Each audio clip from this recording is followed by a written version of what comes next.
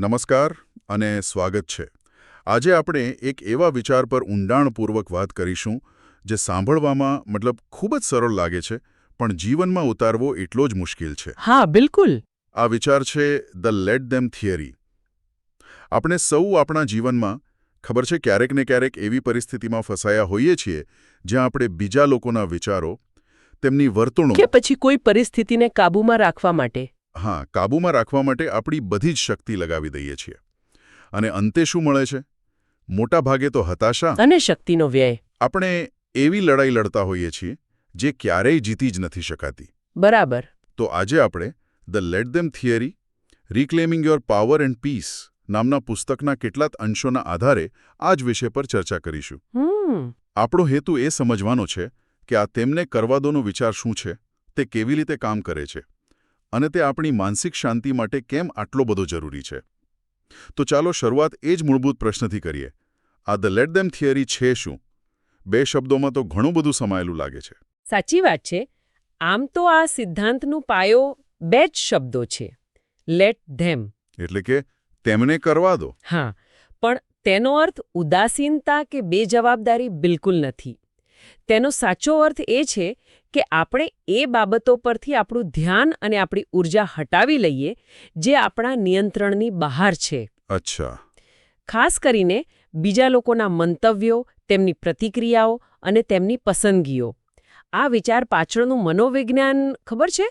Locus of control સાથે જોડાયેલું છે. નિયંત્રણનું કેન્દ્ર. બરાબર. આપણે આપણી ખુશીનું કેન્દ્ર આપણી અંદર રાખવું જોઈએ, બહારની દુનિયામાં નહીં. આ રસપ્રદ છે. પણ ઘણા લોકોને એવું લાગી શકે છે કે આ તો એક પ્રકારની ઉદાસીનતા છે. હા, એવું લાગે. અથવા જવાબદારીમાંથી છટકી જવાનો રસ્તો છે. જો કોઈ ખોટું કરી રહ્યું હોય તો પણ આપણે તેમને કરવા દઈએ. આ સિદ્ધાંત અને ઉદાસીનતા વચ્ચે શું તફાવત છે? આ ખૂબ જ મહત્વનો પ્રશ્ન છે. જુઓ, આ સિદ્ધાંત ઉદાસીનતા વિશે નથી પણ સ્વીકૃતિ વિશે છે. તે આપણને એ સ્વીકારવાનું શીખવે છે કે આપણે ફક્ત આપણી પોતાની પ્રતિક્રિયાઓ અને કાર્યોને જ નિયંત્રિત કરી શકીએ છીએ, બીજા કોઈને નહીં. ઓકે. દાખલા તરીકે પુસ્તકમાં એક સરસ ઉદાહરણ છે.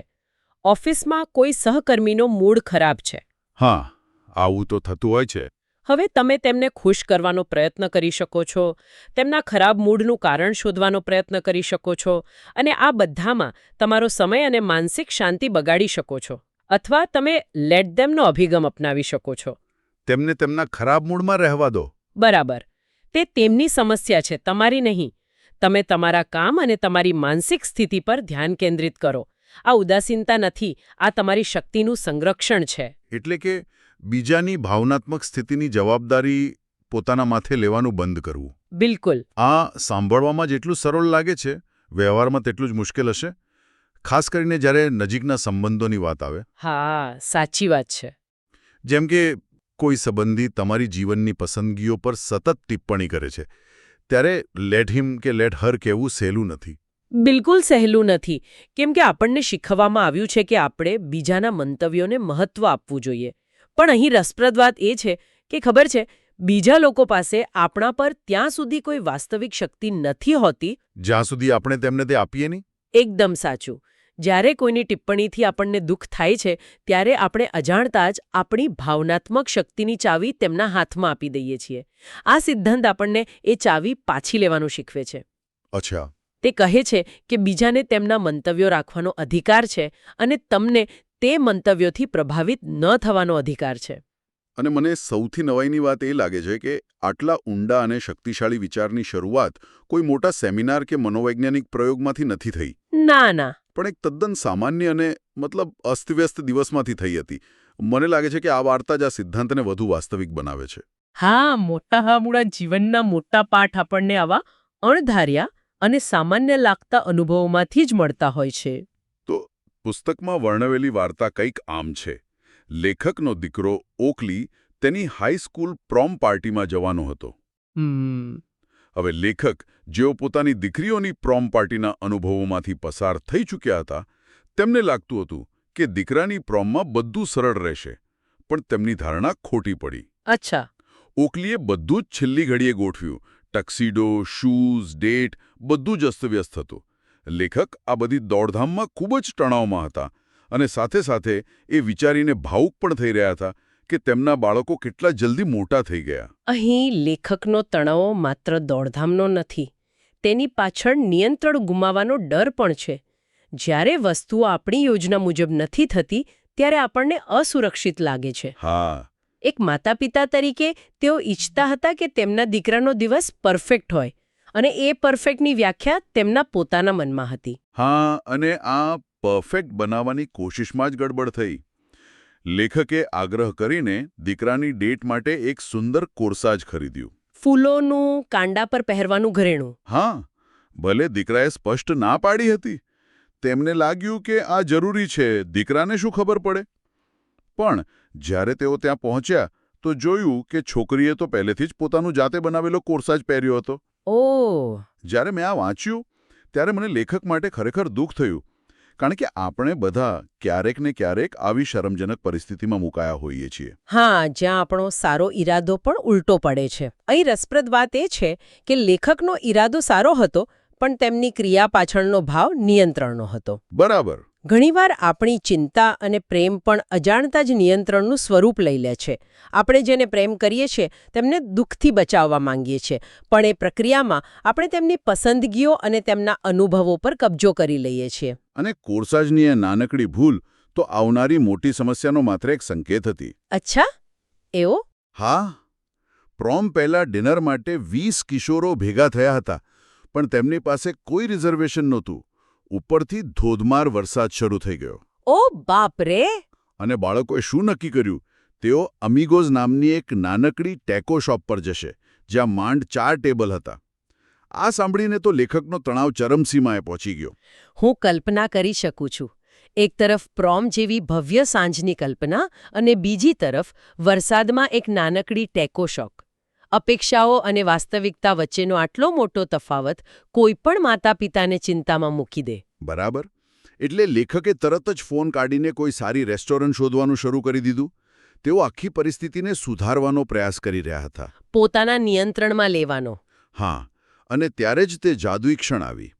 તેમની દીકરી કેન્ડલ, જે કોલેજથી ઘરે આવી હતી, તેણે લેખકનો હાથ પકડ્યો અને ધીમેથી કહ્યું, "મમ્મી, જો ઓકલી અને તેના મિત્રોને ટેકો બારમાં જવું હોય તો લેટ ધેમ." લેટ ધેમ. લેખકે દલીલ કરી, પણ તેઓ બધા ભીંજાઈ જશે. કેન્ડલે શાંતિથી જવાબ આપ્યો, "મમ્મી, તેમને ભીંજાવા દો." લેખકે ફરી કહ્યું, "પણ તેના નવા શૂઝ બગડી જશે." અને કેન્ડલનો જવાબ? તેનો અંતિમ જવાબ હતો, "તેમને બગડવા દો. આ તેમની પ્રોમ છે, તમારી નહીં. બસ હવે છોડી દો." વાહ! આ ક્ષણ પરિવર્તનકારી છે. આ માત્ર શબ્દો નહોતા, આ એક આખી વિચારધારા હતી. ખરેખર. જે ક્ષણે લેખકે આ શબ્દો સાંભળ્યા, તેમના ખભા પરથી જાણે વર્ષોનો બોજ ઉતરી ગયો. તેમને અચાનક સમજાયો કે આ લડાઈ તેમની હતી જ નહીં. બરાબર. આ બધું બરાબર કરવાની જવાબદારી તેમની નથી. આ સમજણે તેમને એક પ્રકારની આઝાદીનો અનુભવ કરાવ્યો. તે સ્વીકૃતિ અને સમર્પણની ક્ષણ હતી.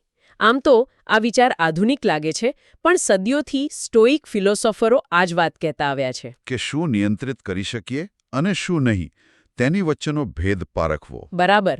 આપણી શાંતિ એના પર જ નિર્ભર કરે છે. અને એ દિવસ પછી લેખકે આ સિદ્ધાંતને તેમના રોજિંદા જીવનમાં લાગુ કરવાનું શરૂ કર્યું. બેકરીમાં તેમની મનપસંદ બેગલ્સ ખલાસ થઈ ગઈ. લેટ ધેમ લાઈન ફોટા પર નકારાત્મક ટિપ્પણી કરી. લેટ ધેમ. હા, આ 2 શબ્દોએ જાણે બધું જ બદલી નાખ્યું. આનો સીધો ફાયદો માનસિક શાંતિ છે. જે નાની નાની ચિંતાઓ અને મુશ્કેલીઓ આપણી માનસિક જગ્યા રોકી લેતી હતી, તે અચાનક ખાલી થઈ જાય છે. મગજમાં જે સતત ઘોંઘાટ ચાલતો હોય છે, તે શાંત થઈ જાય છે. અને આ બચેલી માનસિક ઊર્જાનો ઉપયોગ આપણે વધુ મહત્વના અને રચનાત્મક કામો માટે કરી શકીએ છીએ. તે આપણને બિનજરૂરી બાબતોમાંથી બહાર કાઢીને જરૂરી બાબતો પર ધ્યાન કેન્દ્રિત કરવામાં મદદ કરે છે. અને આ વિચારની અસર એટલી પ્રબળ હતી કે તે વાયરલ થઈ ગયો. લેખકે સોશિયલ મીડિયા પર આ સિદ્ધાંત વિશે માત્ર 60 સેકન્ડનો એક વિડિયો પોસ્ટ કર્યો. ઓકે. અને તમને જાણીને નવાઈ લાગશે કે એક અઠવાડિયામાં 6 કરોડથી વધુ લોકોએ તેને જોયો. 6 કરોડ? હા હા. લોકો એટલા પ્રભાવિત થયા કે તેમણે પોતાના શરીર પર લેટ ધેમના ટેટુ પણ કરાવવાનું શરૂ કરી દીધું. ખરેખર આટલી બહોળી સ્વીકૃતિ પાછળનું કારણ ખૂબ સ્પષ્ટ છે. આજના સોશિયલ મીડિયાના યુગમાં જ્યાં દરેક વ્યક્તિ બીજાના જીવન પર નજર રાખી રહી છે અને પોતાના મંતવ્યો આપી રહી છે ત્યાં બીજાના વિચારોના બોજ હેઠળ દબાઈ જવું ખૂબ જ સામાન્ય છે. બરાબર આ સિદ્ધાંત એ બોજમાંથી મુક્તિનો એક ખૂબ જ સરળ છતાં શક્તિશાળી રસ્તો બતાવે છે. તે જટિલ નથી, તે સીધો છે અને કોઈ પણ તેને તરત જ લાગુ કરી શકે છે. તે એક સાર્વત્રિક અનુભવને સ્પર્શે છે. પણ આપણે ફરીથી એ જ પ્રશ્ન પર આવીએ જે મેં પહેલા પૂછ્યો હતો. શું આ સિદ્ધાંત દરેક પરિસ્થિતિમાં લાગુ પડે? દાખલા તરીકે, જો કોઈ આપણી નજીકની વ્યક્તિ, જેમ કે આપણું બાળક કે મિત્ર, કોઈ ખોટા રસ્તે જઈ રહ્યું હોય, હા, પોતાને નુકસાન પહોંચાડી રહ્યું હોય, તો શું ત્યારે પણ આપણે લેટ ધેમ કહી શકીએ? ક્યાંક આ સિદ્ધાંત આપણને નિષ્ક્રિય તો નથી બનાવી દેતો? આ એકદમ સાચો અને જરૂરી પ્રશ્ન છે. આ સિદ્ધાંતની પણ એક મર્યાદા છે. અહીં નિયંત્રણ અને પ્રભાવ વચ્ચેનો તફાવત સમજવો જરૂરી છે. અચ્છા. લેટ ધેમનો અર્થ એ નથી કે આપણે કાળજી લેવાનું છોડી દઈએ. તેનો અર્થ એ છે કે આપણે પરિણામને નિયંત્રિત કરવાનો પ્રયાસ છોડી દઈએ. ઓકે. ઉદાહરણ તરીકે, જો તમારો મિત્ર કોઈ વ્યસનમાં ફસાયો હોય તો લેટ ધેમનો અર્થ એ નથી કે તમે તેને મરવા દો.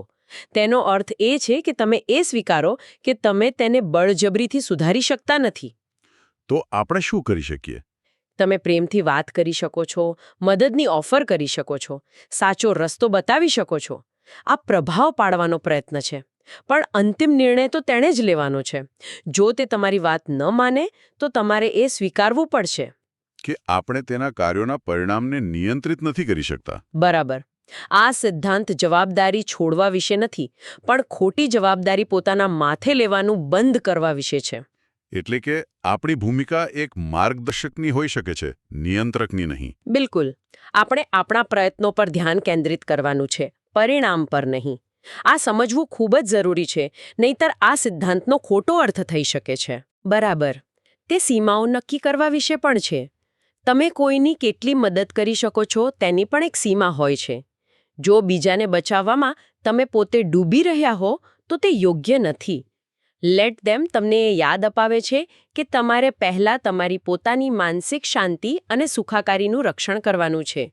તો આખી ચર્ચા પરથી આપણે એ નિષ્કર્ષ પર આવી શકીએ કે લેટ ધેમ સિદ્ધાંત આપણને યાદ અપાવે છે કે આપણી સુખ અને શાંતિ બીજાના વર્તન પર નહીં, પણ આપણે પોતાની પ્રતિક્રિયાઓ પર નિર્ભર છે. હા, જ્યારે આપણે બીજાને બદલવાનો પ્રયત્ન છોડી દઈએ છીએ ત્યારે જ આપણને આપણી જાત પર કામ કરવાની શક્તિ અને તક મળે છે. હા, અને આનું ઊંડાણ એનાથી પણ વધારે છે.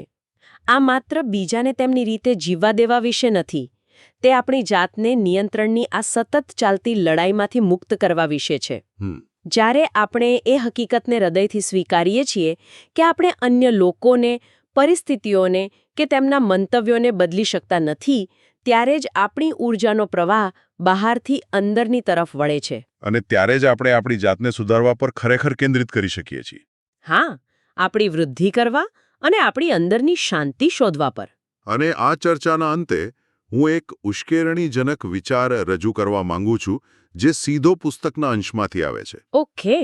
લેખક કહે છે કે લેટ ધેમ એ સમીકરણનો માત્ર પ્રથમ ભાગ છે. અચ્છા. તેઓ ઉલ્લેખ કરે છે કે સિદ્ધાંતનો બીજો અને કદાચ વધુ મહત્વનો ભાગ છે લેટ મી.